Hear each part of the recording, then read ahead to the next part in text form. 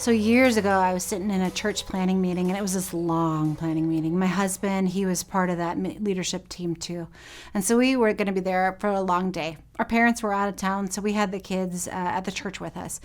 Just the two kids at the time, so Chase and Mackenzie, our oldest two. And they were little, and we sent them out on the church playground to go play while we were sitting in this leadership meeting. And I could kind of sort of see the playground from where I was sitting in my chair through the window.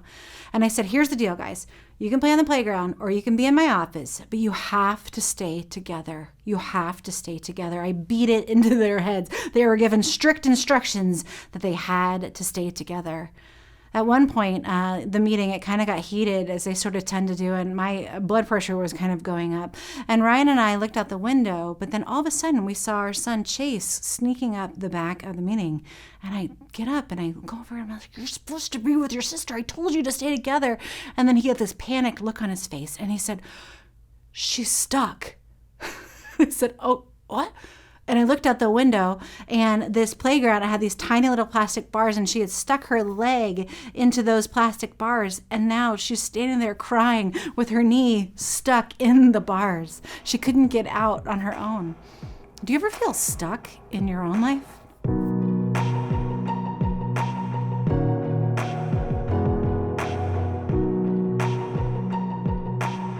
As we enter here into the new year, do you have some of the same resolutions that you had maybe like previous years? I mean, I know that I do. Things that I didn't get checked off in the last couple of years, they're like, this is going to be the year. This is going to be the year that I'm going to do this thing.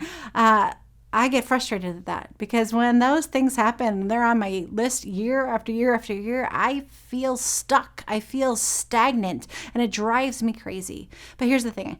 I don't think I'm the only one. I think a lot of you feel stuck too.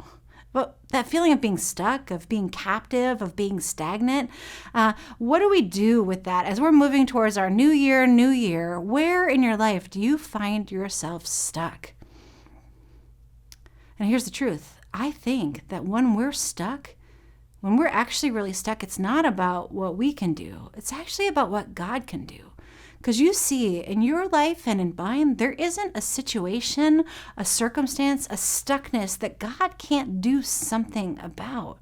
Because God is in the freedom business. God boldly proclaims He gives freedom to the captive. That means for you and for me too, those places in which we're stuck, God is working in those places too. You see, God is constantly intervening and interrupting and interceding on our behalf in order to free us from the things that hold us captive, free us from the things that can be stuck. And here's the truth, is that God can do something about everything. God can heal, God can move, God can redeem, God can free, God can comfort broken hearts, God can forgive, God can show you the next direction to go, God can change our heart, God can change families, God can change churches, and God can change countries. God can do all of that because God is in the freedom business. So wherever it is that you're stuck, maybe it's because you're trying to do it all on your own and you're not trying to invite God sort of into coming alongside you and helping you out of that stuckness.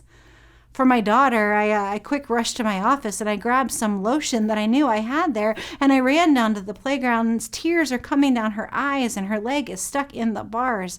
I took that lotion and I just rubbed it as much as I could on the playground and on her leg until all of a sudden she was freed. Of course, there was still a little bit of pain. I wiped the tears off of her face and I put a Band-Aid where she had started to bleed a little bit. And then I held her. I held her until she was ready to go play again.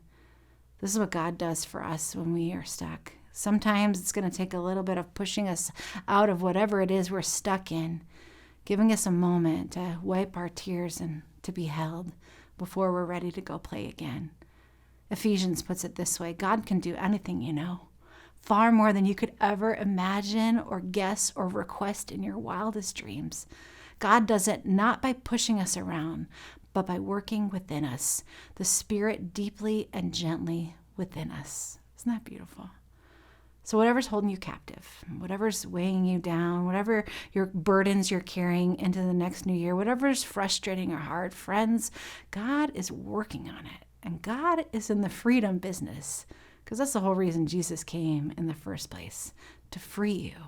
So invite God in and let's get unstuck in this new year for a new you.